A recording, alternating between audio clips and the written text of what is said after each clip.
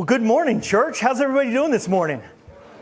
Oh, come on. It's Easter morning. You guys can do better, right? My name is Jonathan Locke, and I am one of the pastors at Blue Valley. And as Tracy said, this is our newest campus that we're going to launch here in Gardner. And we're super excited about all that the Lord is going to do. But I'm especially excited for this morning and just seeing you all here.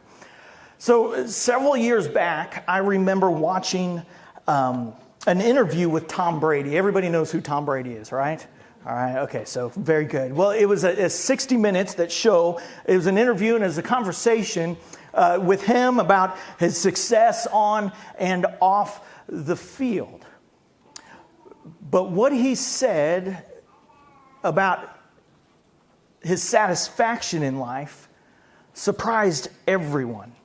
See, Tom Brady he was just kind of asked a question about his life, and then he began to kind of question himself. He asked, why do I have, at that point, 3 Super Bowl rings and still think there's something greater out there for me? And then he continues and he kind of ponders those thoughts. He says, maybe a lot of people would say that, hey man, this is what it is. And then he begins to think about his life. And he says, I've reached my goals, my dream. And my life is, and he kind of pauses. And he says, I think, and it's really interesting because he begins to question God. He goes, I think, God, it's got to be more than this. And then the interviewer asked, well, what's the answer? And Tom's response was this. He says, I wish I knew. I wish I knew. See, there's many times in our lives that we think probably the same thing. Is this it? Is this all that life has to offer? I mean, we wake up and we eat breakfast, and then we go to work or we go to school, and we achieve our goals. And then we go home and we go to bed, and then we rinse and repeat day after day. And deep down, I think many of us would agree that we are all looking for something more. But what if that longing that you feel is actually pointing you to something that is real? What if that sense that we have in our heart, there's got to be more, isn't wrong? See, that's exactly why today matters. Because today, we know, is not just another Sunday. No, today is Easter, the day where Christians celebrate that Jesus is alive. That the tomb where his dead body was laid is empty. And my hope this morning is that we see this, that the answer to the question, is this it, is found in what happened today, the day that we celebrate. So if you've got a Bible with you, I invite you to open it up to Luke chapter 24.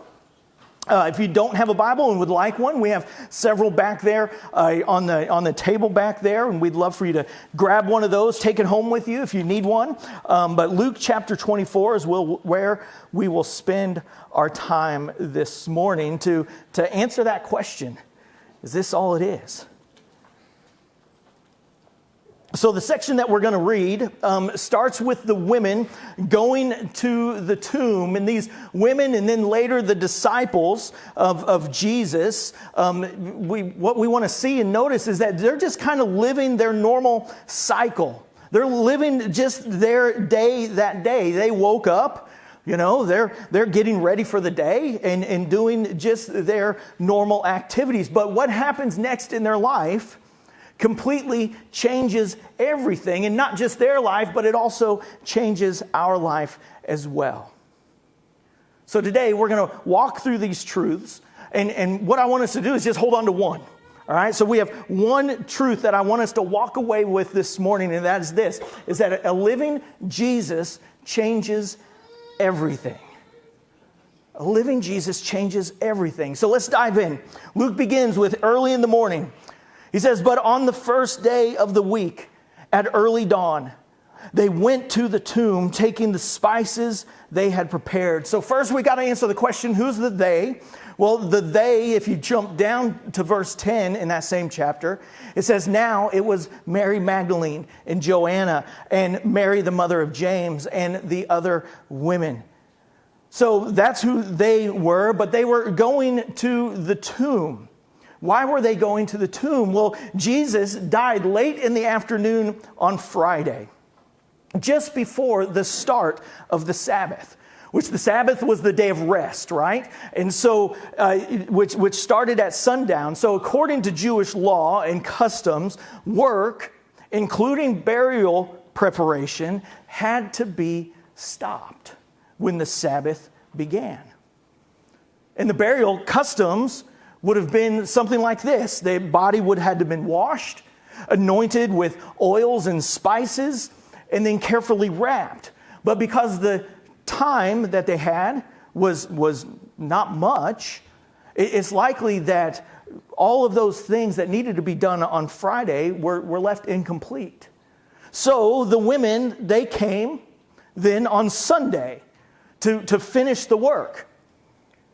Now remember, these women, they're walking to the tomb.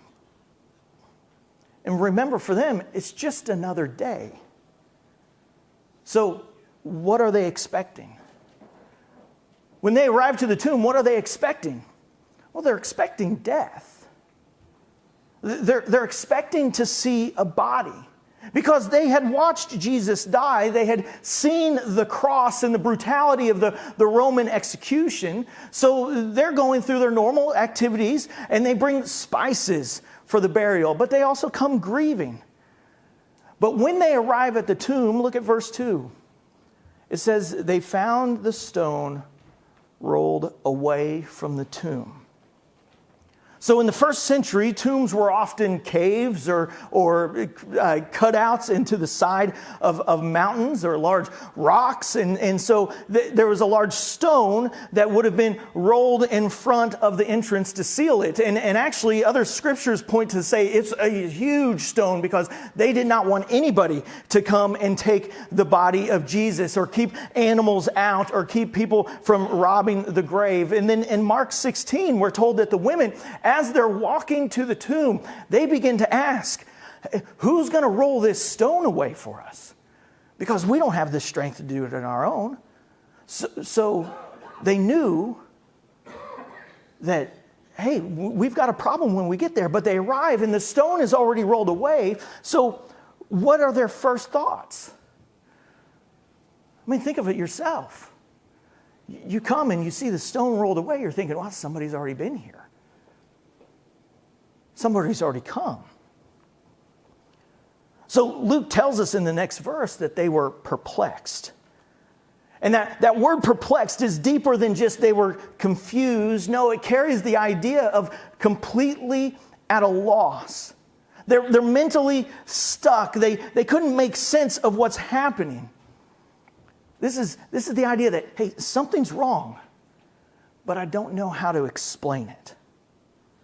See, their expectation was a dead body, but the reality was an empty tomb.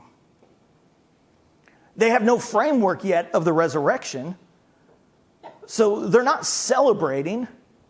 They're standing there, and their hearts are racing. Their minds are spinning. They're trying to make sense of something that doesn't make sense to them. And then suddenly what happens? Men in dazzling clothes appear. And these men, they ask one of the most important questions in the Bible. They say, why do you seek the living among the dead? Now, I want us to hold on to that question for a moment, because we'll come back to it. But up until this moment in history, death has always been the final word. Every grave stayed closed Every tomb stayed occupied. But now these men, they announced, he's not here, but he is risen. He's not here, but he's risen. I can imagine the women still standing there thinking, I don't get it. The book of John even tells us that they begin to ask, hey, just show us the body. Let us know where it's at. But these men in dazzling clothes, later we're told that they're angels. They say, remember how he told you that the Son of Man must be delivered into the hands of sinful men and be crucified, and on the third day rise. What I can imagine is this is kind of reminds me of trying to teach my kids math, right? Math lessons at the kitchen table with a lot less tears. But the angels are simply saying to these women, hey, remember, you know the answer. Jesus has told you what's going to happen. But they didn't understand it. They heard the words, but they couldn't grasp the meaning. But then in verse 8 it says, and they remembered his words. Suddenly, it clicks. The resurrection unlocks their understanding. What once seemed confusing now makes perfect sense. The cross was not a tragedy. No, it was God's plan. The suffering was not failure. No, it was redemption. The resurrection changes how they understood everything that Jesus said. And this is still true for us today.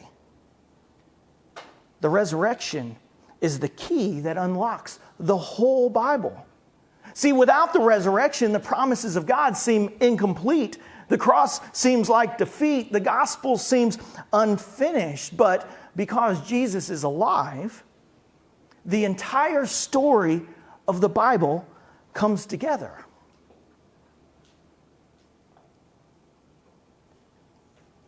So how? Well, the resurrection confirms that Jesus really is the Son of God. The resurrection confirms that his sacrifice really paid for sin, and that his promises are really true. And for me, that means that I can pick up my Bible and read it with absolute confidence. Because the risen Christ proves that everything that God said and promises is true. So let's keep going. After the women understand what's happening, they do something. What do? Well, they go run and tell others. In verse 9 it says, in returning from the tomb, they told all these things to the 11 and all the rest. I hope we see what's happening. The resurrection creates witnesses. You cannot encounter a risen Jesus and stay silent. So these women, they become the first to tell of the resurrection. But look at verse 11. The disciples, the 11, remember we lost one, Judas, who betrayed Christ. These 11, those who were closest to Jesus, they didn't believe them. It says, these words seemed to them as idle tales or nonsense. And they did not believe them. What the women saw sounded too good to be true. But Peter, one of Jesus' followers, one of his disciples, decides to go see for himself. In verse 12, Peter rose and he ran to the tomb. And then stooping in and looking, he saw the linen cloths by themselves. So he looks inside and he sees these cloths. And that's an important note. Seeing the linen cloths means that Jesus' body was not stolen. It was, if it was stolen, then surely the robbers would have just taken everything and run out of the grave. But he saw the linen cloths.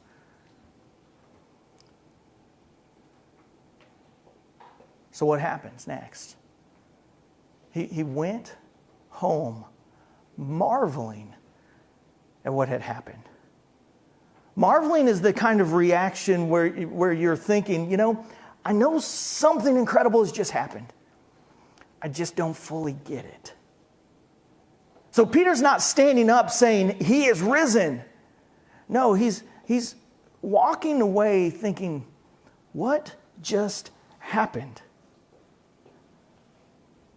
So here's where we land today. All throughout this passage, everyone is trying to figure out the same thing. But remember, they're just going on with their day. Like they did every day. And then something completely changed. The women were asking, where's the body? The disciples are saying, hey, this is all nonsense. What they're saying, that's too good to be true. Peter walks away marveling. What is happening? So do you remember the question that the angels asked? What did they ask?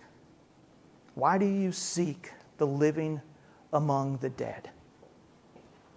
That's not just a question for them, that's a question also for us. Because a living Jesus changes everything. And just like Tom Brady, we're all looking for life, something that makes this life meaningful, that makes this life have purpose.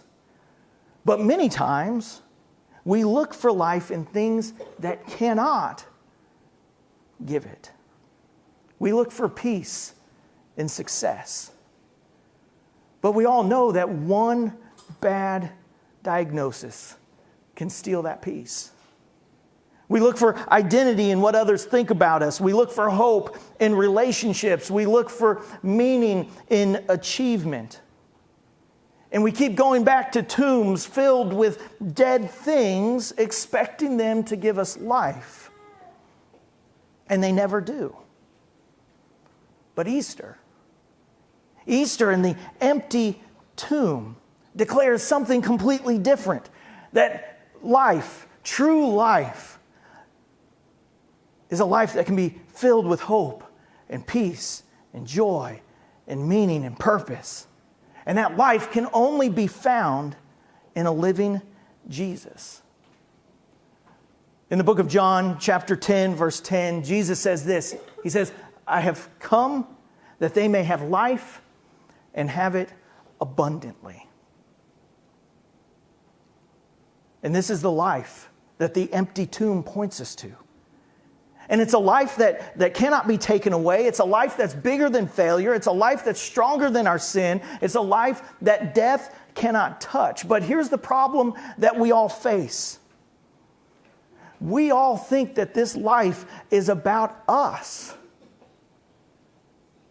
About how many Super Bowl rings I can get. About my perfect life. What I want, my happiness, and we completely miss that this life is all about Jesus and true life, the true life that He wants to give us. See, too often, we get in the way. We try to earn it. We try to fix our life. We try to create it in our own strength. And guess what? We all fall back to the same thing. It never satisfies. We try to find it in things that are empty, and we always end up empty. But why is that? It's because God created us to find life in Him. God created us to find joy in Him, to find peace in Him, to find purpose in Him. But there's a problem. And that problem is we make everything about our life other than Him. And that's called sin. And that sin separates us from this true life. Sins are those things that we do against a holy God that separates us from Him, because God can't be in the presence of sin. But the good news of Easter is this. The tomb is empty. Jesus isn't dead. Why is that so important? Well, it's important because of this. Before Jesus and the empty tomb, We were all under the wrath of God, stood condemned, found guilty because of our sin. And then Jesus died for us, becoming the sacrifice that paid for our sin. And because we couldn't do that on ourselves, for ourselves, he becomes our Savior.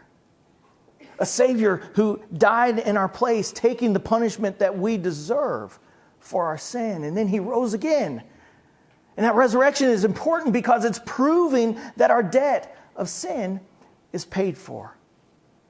Our penalty of guilt is wiped away, and life, true life, is available to all who trust in him.